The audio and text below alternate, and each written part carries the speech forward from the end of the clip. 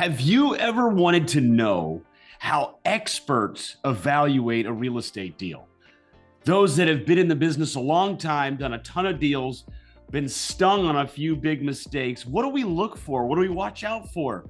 What are the things that give us the most comfort in our decision making? What are the things that are we most worried about? Hi, I'm Phil Pustiowski with Freedom Mentor. I'm also joined by one of our head coaches on our team, Devin Sheehan. And the other day, Devin had a great deal that he wanted to run past me. And after we talked about it for a little while, we both thought to ourselves, why don't we create a recording and let our audience see what we go through over and over again every single day and evaluating our students' deals, those that are a part of our apprentice program, but also the deals that we're doing ourselves. So, Devin, welcome. Thanks for being with me. Yeah, no problem, Phil. And people will get an insight look of what me and you do every day, both with our own deals, but also coaching our students through the deals as well. Absolutely. And so this deal is one that Devin's been working on, and it is in the Northeast. And so we're going to try to break this down one step at a time. And let's get started with this, Devin. This deal, I'm not going to ask you for the specifics, but this deal, how did it come about? Where did you find it? So this deal came about through the marketing techniques and strategies that we use, both myself and with our students, and created an opportunity with a motivated seller. The interesting thing, Phil, about this motivated seller is they had a little bit of a unique situation. And the situation was that they actually needed money first before they could close on this deal. Mhm. So that is a very unique situation. Now, there really wasn't a sub two really didn't work in this situation. So they needed $5,000 in advance. So the way we protected ourselves is I did give them $5,000 in advance without actually closing. So the way we were able to protect ourselves is one, through a promissory note, and two, putting a memo on the property. That made me feel comfortable that in the event they didn't pay, I could easily take them to court or be able to stop a closing and selling it out from underneath me. All right. And so I'm going to unpack a couple of the great things that Devin just shared there. So when he said a memo, he's talking about a recorded instrument. They also refer to it as clouding title. In this case, of course, he had the signature of the title holder that protects him in the event that they back out. Now, another thing I want to unpack from what you just shared is we talk so much about creative real estate investing. And I think a lot of people think of creative and they always think of no money down. Well, Mhm. what ends up happening is having a little bit of money can go a long way, right? And so here, you're able to do something that, watch this, everybody, a real estate agent can't do that. A real estate agent can't offer a $5,000 upfront before they ever sell the property.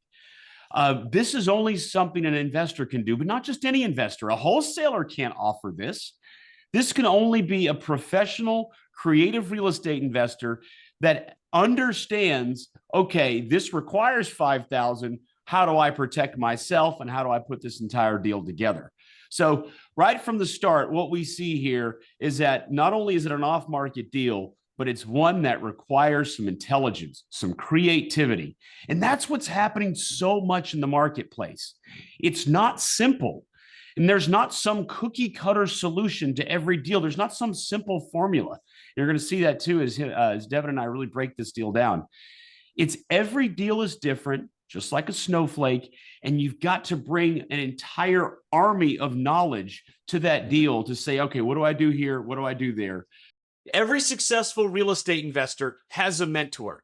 Get mentored by me and my team by applying to be my next apprentice. Click the top corner. All right, Devin. So you get this deal under contract. You've agreed you're going to give this person 5,000. Let's talk about the due diligence. Where do you go first when you're trying to evaluate what to offer and if this deal could be a good deal? Well, one of the things that I want people to understand is that the first key step in the entire process is getting the deal under contract. A Mm-hmm. lot of people do due diligence and talk about doing deals, and they never even have it under contract. And Mm-hmm. as you often shared with me, you cannot make money off of deals you can't control, right? Mm-hmm. Yeah. So once I then control the deal, now I really begin the due diligence process, right? So I am looking at the neighborhood. I'm Mhm. looking at what is potentially walkable to this house. The great thing about this house is there is a school within 500 yards. So for a family, Yeah. it's easy to walk to, and there's a park right next to the school. Okay. All right, so let me go ahead. I'm going to share my screen for a minute here so everybody can get inside the black box of that. All right, so we've got the property here. And so when you're looking at it from a satellite view, you're also looking at what's close by. So Yeah. you're seeing here we got this elementary school right here. So you like the elementary school.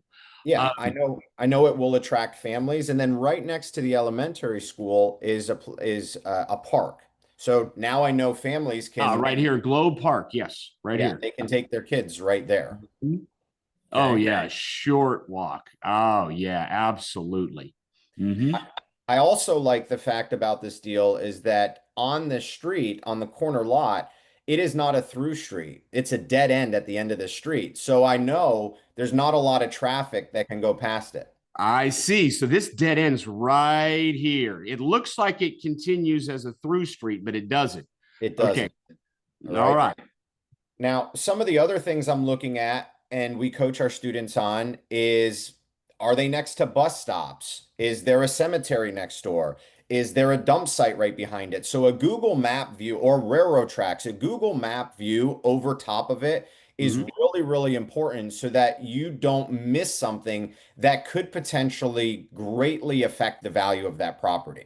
Things like railroad tracks, things like bus stops, things Yeah, like garbage dumps around the corner can greatly impact the value of a property, even though other properties may be comping out. sure. And when I started 20 years ago, Devin, I remember I used to envision if I could talk to some tech company about creating like a drone. They didn't have drones back then. At least I didn't know them, where I could just fly to the property from my desk. And Yeah, now, of course, we have Google Streets here. And so, I don't put a ton of stock in it. Sometimes it says the image capture was August 2023. I'm not always convinced that's right, but it correct. does help as well, right? Before you leave your house, you can take a look down the street. You can look at the neighbors. One of the things that my mentor had taught me was he said, look at the cars in the driveways. Hmm. What are the make? What are the models? This tells us a lot about the kind of income and the socioeconomic situation of the neighbors. Correct. And so what you see here is you see nice cars, but affordable cars. You don't see a lot of luxury here. Um, Hmm. in today's world, especially right now as we're recording this, I'm always really concerned about being too high priced with the interest rates where they're at and the affordability issues that we have. So I like seeing those cars, and I see that from this neighborhood. Yeah.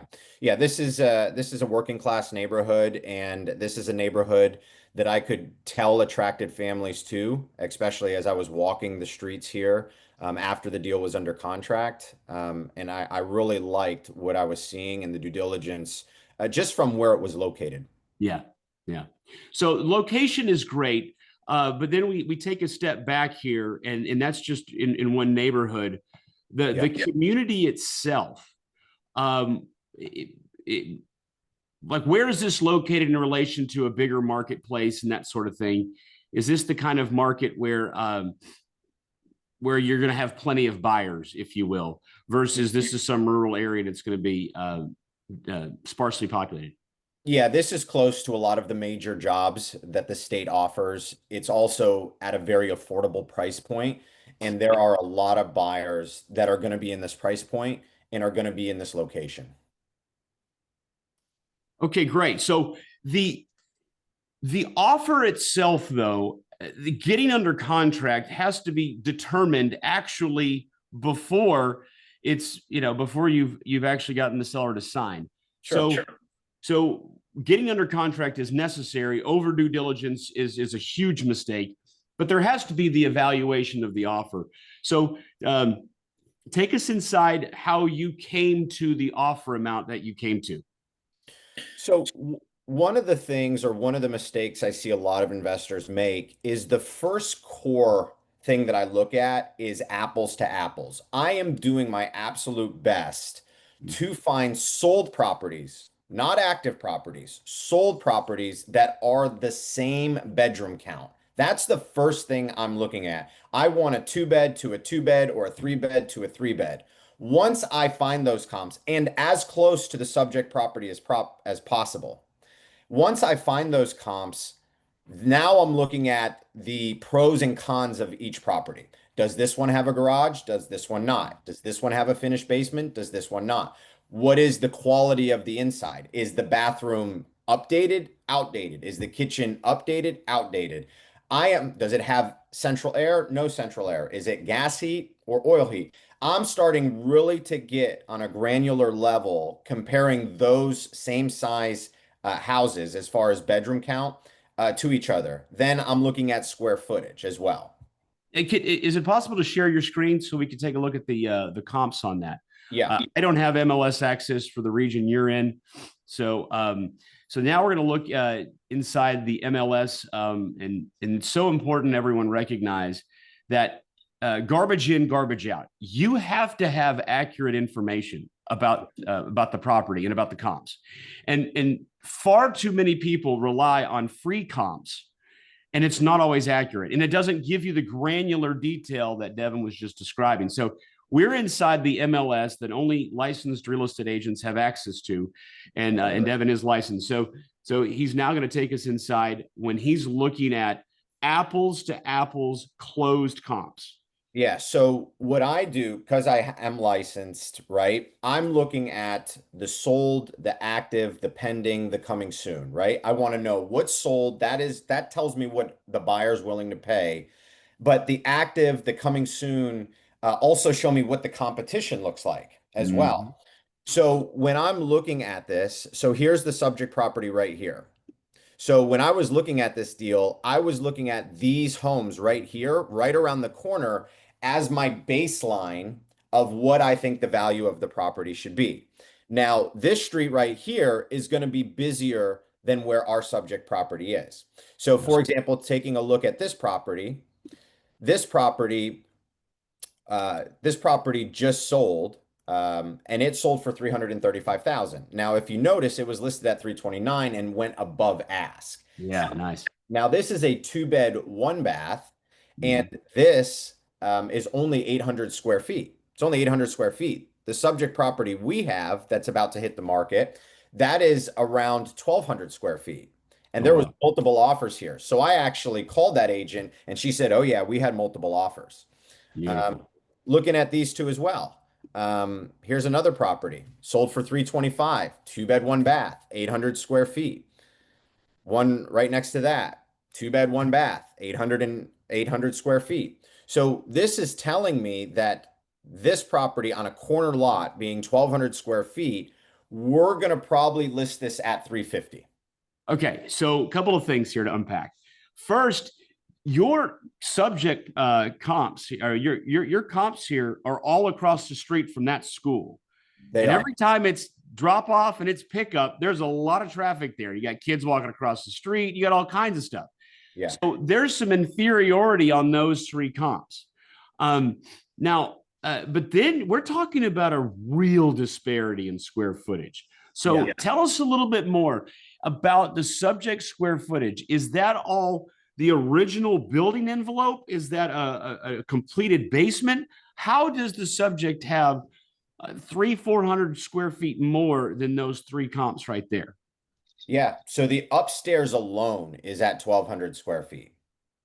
Upstairs alone. The downstairs, there's probably another 500 square feet, but that's below grade, right? So there's, Oh, wow. Okay. So we're talking about a subject property. Now, is it just one level or is it two level that is above ground?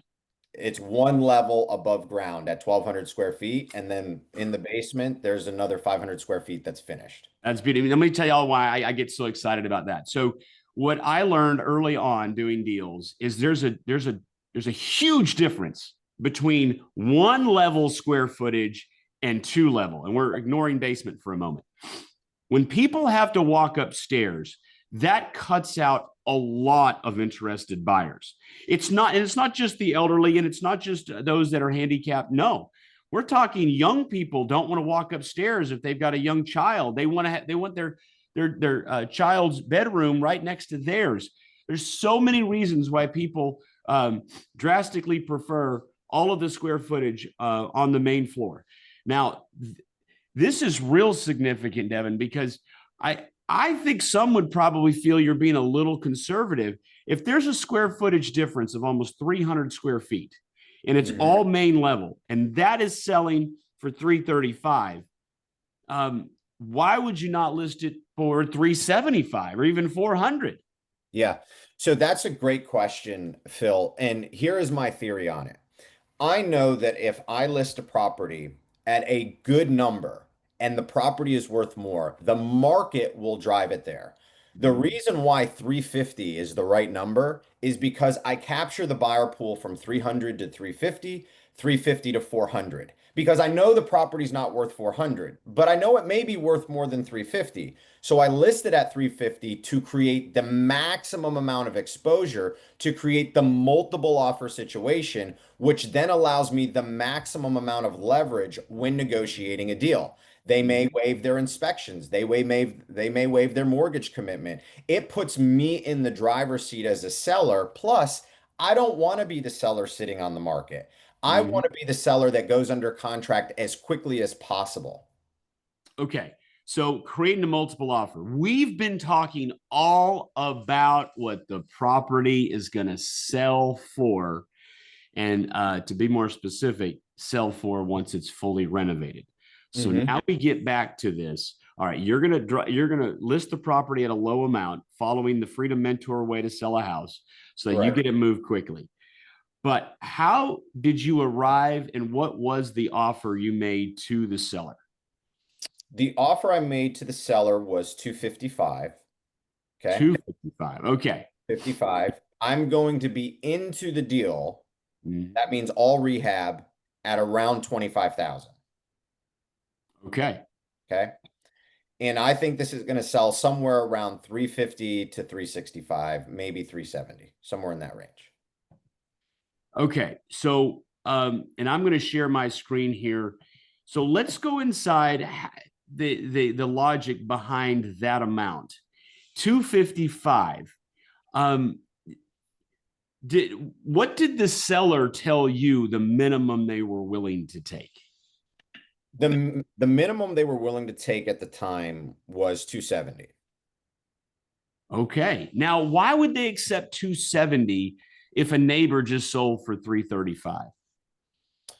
because the house needed a lot of work. They didn't have the money to get the house in the necessary condition to get the 335 or higher. They didn't have the money.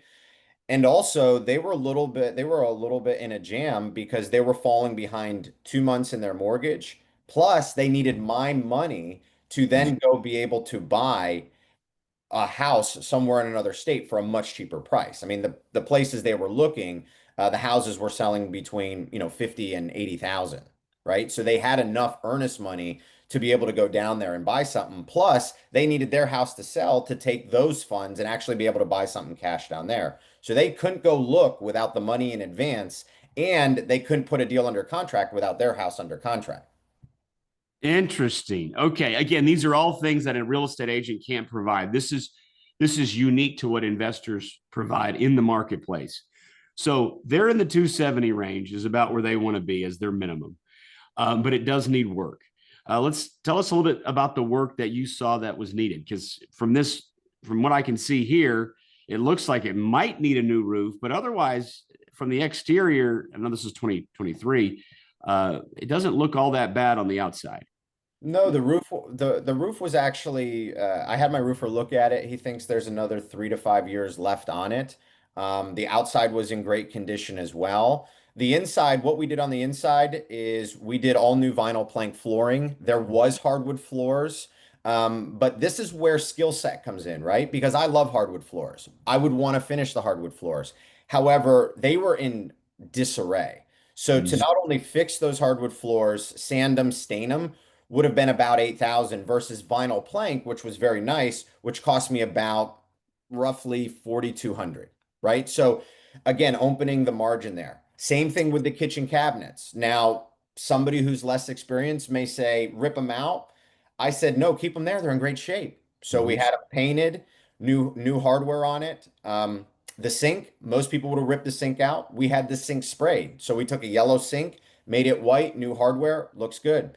We added blinds to the entire, I always add blinds. So I'm in my office right now, but I always add blinds to the windows because it makes it feel more like home. And I Mhm. always stage the property. I never usually sell a vacant house. I always stage it.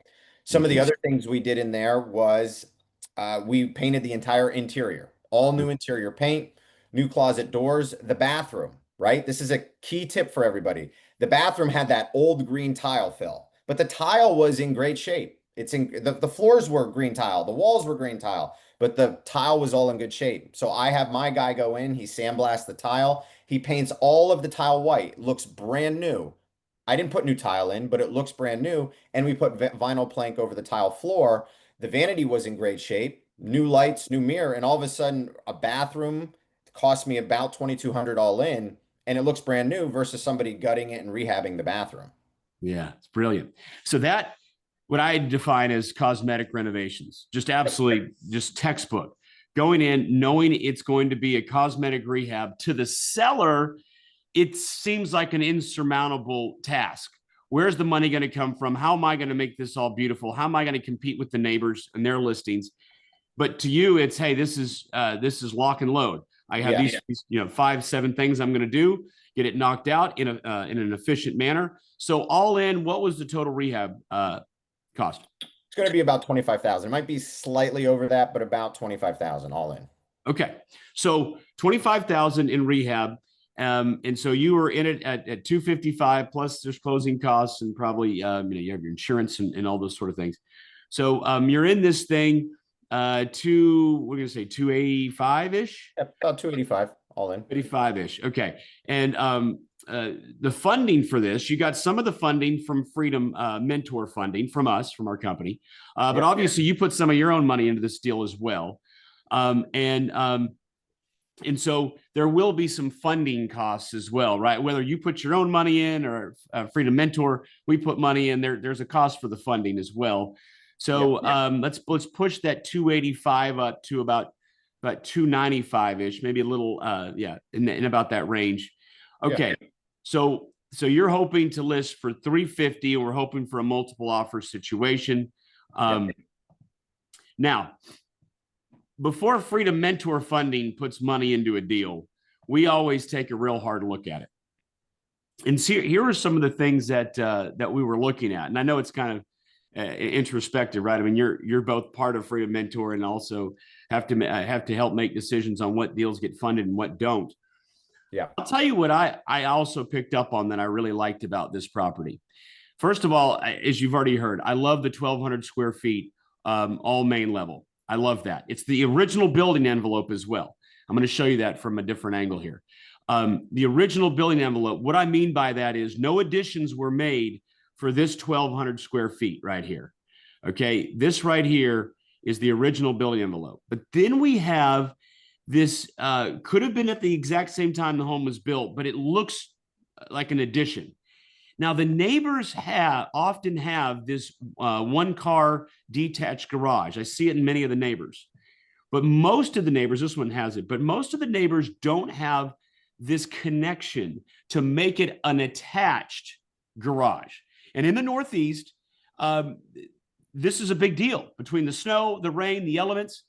It's a really big deal if you have to go outside, in the snow and in the sleet and get your feet all wet versus you park your car inside your house. That doesn't get reflected in an appraisal, but Yeah. it does make a difference to buyers. Huge difference. That room right off of the garage, that 5 or 6 feet right there, Phil, Yeah. that's a nice mud room. And if you go Mhm. around the corner, you can see it. That's Yes. a nice mud room. And that's huge because you can park in your garage, you can bring your groceries in, and you don't have to be outside. And being in the Northeast, as you mentioned, that's a huge advantage. Huge, huge advantage. Next thing I loved about this property, and I know it's probably similar to some of the other neighboring properties, I love how flat it is. You see, it's not a big slope. You're not sitting on a hill. That has killed sales before. Mm. literally having too steep of a driveway in the Northeast where it gets snowy and icy. So, and then people feel more obligated to have to shovel their driveway. I like that it's a short driveway, less of a shovel, a lot less of a snow shovel here. I looked at that and I really like that. I thought, oh, okay, so we have a flat property. I like the corner lot, as you mentioned earlier, being on a dead end street. See, I can see where parents can envision their kids setting up a basketball hoop like that here at the end of this driveway, and just playing out here and basically having, or maybe it's street hockey. I mean, there's so many things you can do that's free because the street is a dead end, and it's not even a cul-de-sac. It's just dead end. I like that about this property. And one of the things, Phil, you mentioned, and this is not what a lot of seasoned investors think about, is the grade of the lot. And you Mm-hmm. said it was Yes. flat. The reason why that's such an advantage is not only for the use of the lot, but also the water's not heading towards your property, right? Yeah. Yeah. That's a big thing because a lot of times people don't take into consideration the pitch of the lot, a hill behind, a hill Yeah. behind the property, and that's what drives that water into the basement. Yeah, yeah. The drainage is perfect on this property. By the way, you got a small thing, but I love when there's a fire hydrant right here. It helps with the insurance cost. Devin, I brought up a question to you. I said, "Uh-oh, I see a window unit AC, and I'm in Florida. And if you don't have central heat and air in Florida, you don't sell the house." Well, what did you tell me about this? That's very normal here in the Northeast. The inventory here where we are is some of the oldest in the country. And in this neighborhood, in this location, window units, AC is very rare in properties. And that made me feel better. I was like, okay, phew, because I see that and my first reaction is, uh-oh, central heat and air. All right, a couple other things I looked at. And you all, we've shown you probably on other videos, you've seen this. We go to Zillow and we go to sell and we go to US housing market. And then we type in the town, in this case, Woonsocket. And the first thing I'm looking at is this number right here. That is essentially the average, the median price point. And what I look for, I get most comfortable when the end sales price is going to be less than that number. And that's what this one is. Less than 386. Again, we're talking 350, and then hopefully it'll sell from like 375 after a multiple offer. So that makes me comfortable right there. Now, one of the things though that takes me back a little bit is when I think about bedrooms and bathrooms. So, Devin, is this a 3-1? Is it a 2-1? What is this? 2-1. 2-1. Okay. That I remember I had a little bit of concern. I'm not a huge fan of flipping 2-1s. But what was your thoughts on that? It didn't concern me because for me, I was comparing apples to apples, right? Every Yeah. property I showed earlier in the video was a 2-1. I didn't do Yeah. a 3-1 to a 2-1 or a 2-2 to a 2-2. I did a 2-1 to a Yeah. 2-1, right, to others. And this is a first-time home buyer. This is their starter home. So this area is a price point that is very attractive to FHA buyers. And I felt very comfortable. And another thing too, as well, is when we list this property, one of the things we do have to consider is the 90-day FHA title seasoning rule. Yeah. So when I'm looking at offers, that's again coming back to the leverage of saying, listen, I know you're at 3.5% FHA. If you're going to close this in the next month and a half, I need you to be a 3% conventional or a 5% conventional. Yeah. That's a great call. And what you had shown me as well was just the overall uh, amount of 2-1s that were moving, that were selling in this marketplace. It wasn't like everything around it was a 3-2, and this is the smallest house in the neighborhood, and nobody wants a 2-1. It's Phil. And in this area of the country, if a starter home, they're going to have to be happy with a 2-1. And I also felt good about 1,200 square feet. 1,200 square feet can easily be a 3-2 if it wasn't an older home and a builder made the rooms real small. So that's a real roomy 2-1. And I think some people are going to be able to justify that as well. So the next thing I love to do, and I know this is not nearly as scientific as the MLS, is I love to go to realtor.com as if I was a buyer. And I like to go ahead and say, okay, I'm a buyer, and I know I'm going to have to deal with a 2-1. So what I'm going to do is I'm going to set these parameters, and I'm going to ask myself, what else could I buy that's a 2-1 in wound socket? What can I buy? Mhm. And what I like to do as well is I like to get it on the map so that I can see in relation to the other properties. And I go that right over here. Say, okay, what else can I buy? Well, the first thing I notice is 330, 324, and I haven't even really put it, a spotlight on exactly where it is on the map. 317, 314. So already I'm like, okay, all right, these are my options here. I'm going to zoom in a little bit. Devin, help me out here. So which direction should I go in to be closer to the subject property? Yeah, the one for 279 is going to be close to the subject property. Okay, great. So I'm going to look at this. I'm going to say, okay, I'm gonna put that in another tab here. What do we see here? Like, what is this property? Right. And is this the type of property that's going to be some brutally difficult competition? Okay. The first thing I notice is that this is a fixer-upper. It is. Yep. Okay. And that makes me feel a lot better. I'm like, whew. I mean, look at this bathroom. Yeah, this is oh, that's what is the kitchen. It's so dark I can barely see it. Yeah.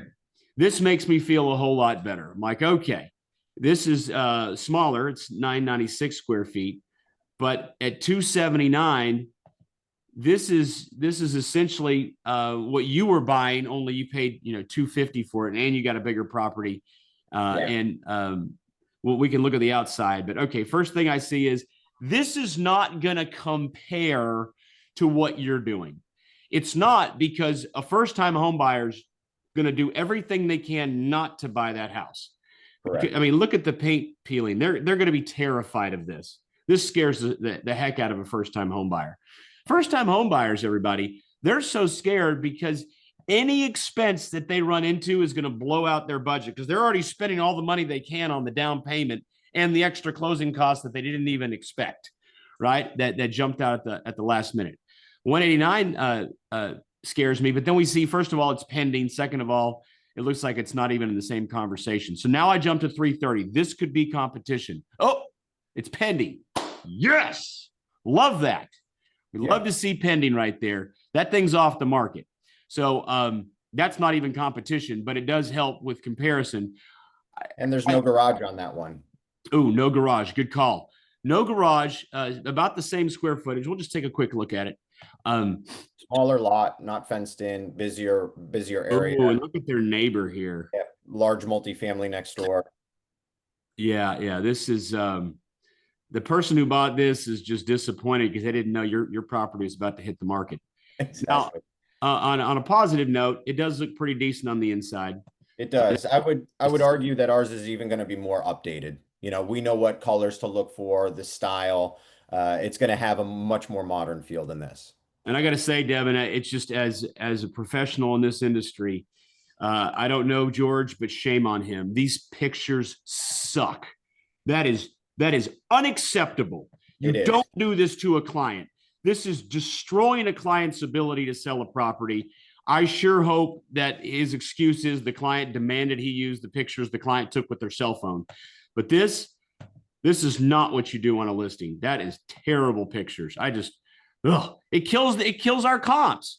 I mean, I don't look at this as competition, Devin. I say, look, sell that thing for as high as the market's going to bear. And for darn's sake, don't get crappy pictures this day and age when it's so cheap to get good pictures. Okay, now we're distancing ourselves from the subject. And I know that, I mean, look, a river can change everything. So this might be a very different marketplace way over here, but I want to check this one out as well. Oh, pending again, 324.9. This is it's all good news. This is all yeah. And as y'all can see, I haven't looked at this prior to the meeting, so I'm just getting more and more excited about Devin in this deal. Now I'm going to say this too, Devin. This this could possibly be where there was a garage here and they converted it. Yeah. That one, and I don't like those as much. I don't like the ones where it's like cobbled together. I like it when it's all the same building envelope. It does look nice on the inside. So Yep, that's good. definitely. Yeah, these are slightly better pictures. Would not be my choice of backsplash, but I definitely agree with you too. I was going to say something about the backsplash. It's just too loud. It's too much going on. Good call. Good call. All right. Well, at this point, there is nothing but this one's 700 square feet. I don't even know what that's a picture. Boy, what an ugly picture that is. Oh, boo. Okay. This one's a different part of town, but it is a pretty decent front view, right? Not too bad. It's got we the beach. actually, Phil, we actually have the one across the street that we're fixing and flipping right now, and that's a 3-bed with 4-car garage. And I'm excited to see this one come on at 2.1. And that brings the viewer back to the fact that Freedom Mentor funded some of the last deal. Is we're working on several deals right now. You only have so much cash, and that's the advantage of being around very skilled people is we're doing deals ourselves, but also we have the ability to fund deals as well. Yeah, good call. This paneling is definitely going to hurt. It's in the kitchen. You don't want paneling in the kitchen. This is where houses are sold. I don't like this either. This island has got that. Small. Yeah. The island's got the wood. Yeah, that it just looks out of place. But see, something like this, Phil, like me and you both know that interior paint and painting those cabinets white could make this house stand out for a couple $1,000s, right? Oh, yeah. Really could make it a much better feel. Yeah, oh, yeah. No, they've shot themselves in the foot.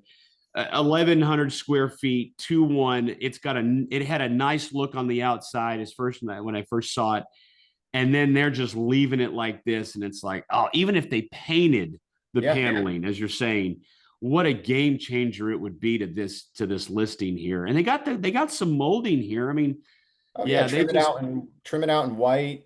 I like Benjamin Moore gray. It's not a gray, it's a lighter color. Gray is a little out, in my opinion. Make the room really pop, and because the floors seem like they're in good shape. But again, we're looking at a seller that may not have the money that they need to get even a higher number if they just invested a little bit of money. This is a train wreck. You've got the washer. You have to kind of lean over the vanity here. Obviously, they did whatever they could to get the plumbing to work, and that's where the plumbing was, and it was an older home. But yeah, that's why this one's at 315. And that's the other thing I'm looking at, everybody. I'm saying, okay, if I'm another buyer and I'm looking to buy right now, what can I buy? And I'm seeing this one, and then I'm going, oh man, this one's going to need to be fixed up. You don't want to buy a new home. You tell all your friends it's your first home. You've been renting in an apartment for the last 7 years. Hey, let's do a housewarming party. And they come in and they go, oh, got yourself a fixer-upper, did you? How much did you pay? 315. So like this right here, I don't feel is real competition for our listing. It's good to know that it's out there, but it's very encouraging. So when I get back to this acid test, I've always called it, of going to realtor.com, oh my, there's just no inventory, Devin. There's no inventory. And then one of the things, Phil, you were on that last picture and you were in the basement. And I want to give a tip to anybody who's watching this. Yeah, that's the one right there. Yeah, that's actually the attic. But go back a few pictures. Okay. Yeah, here. Okay, boom, right here.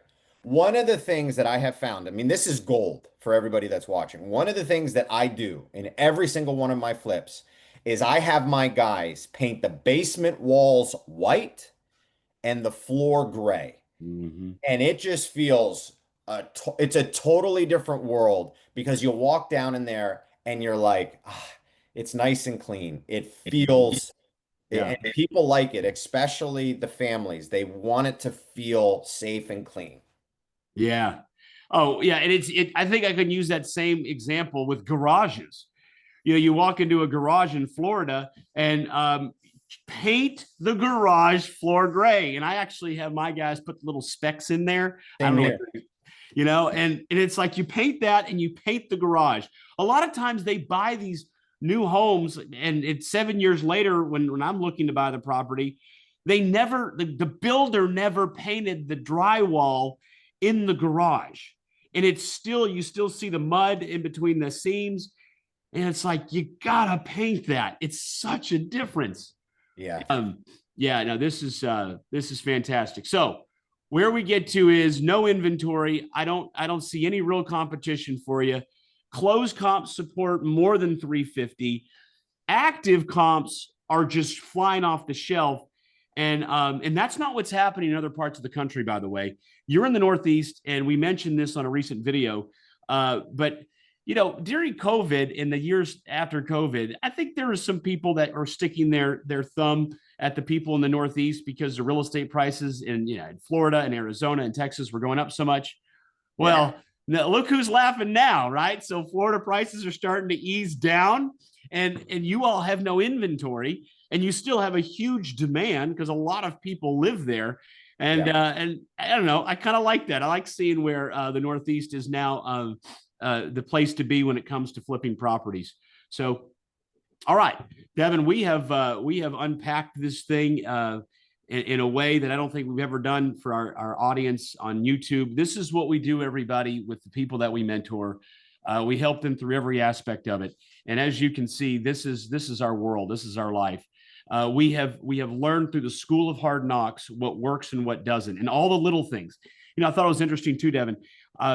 Some of these iBuyers several years ago thought that they were going to use AI in order to solve the problem of what we have to do as humans in looking at the neighborhood and looking at the roads and looking at what we're nearby.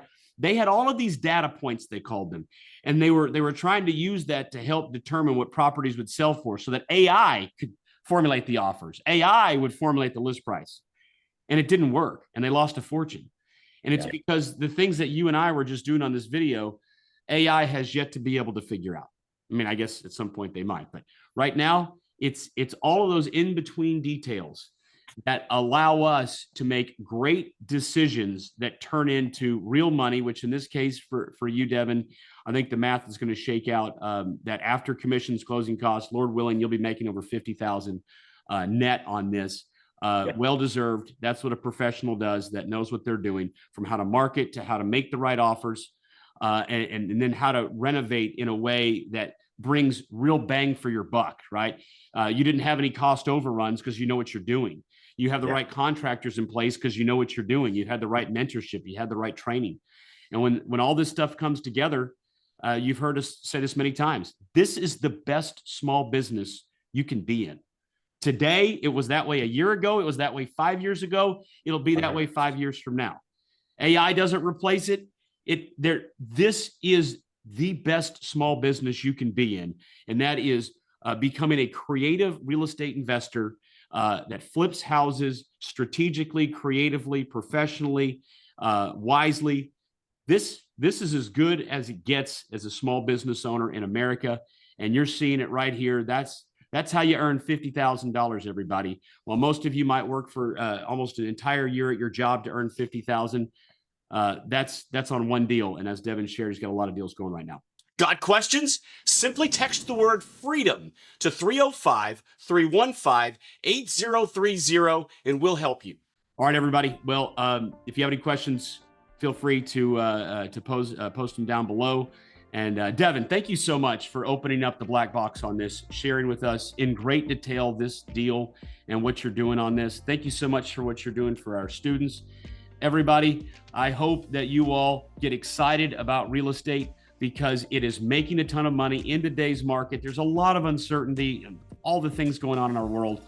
This is something you can be certain on. You can be certain because you see all the comps Devin showed. You can be certain because people always need a place to live. You can be certain that this is a great thing to be in. And the longer you're in it, the better you get at it, the more money you make, the more fun you have, the more money you make, the more fun you have, and away it goes. All right, everybody, thanks so much for being with us.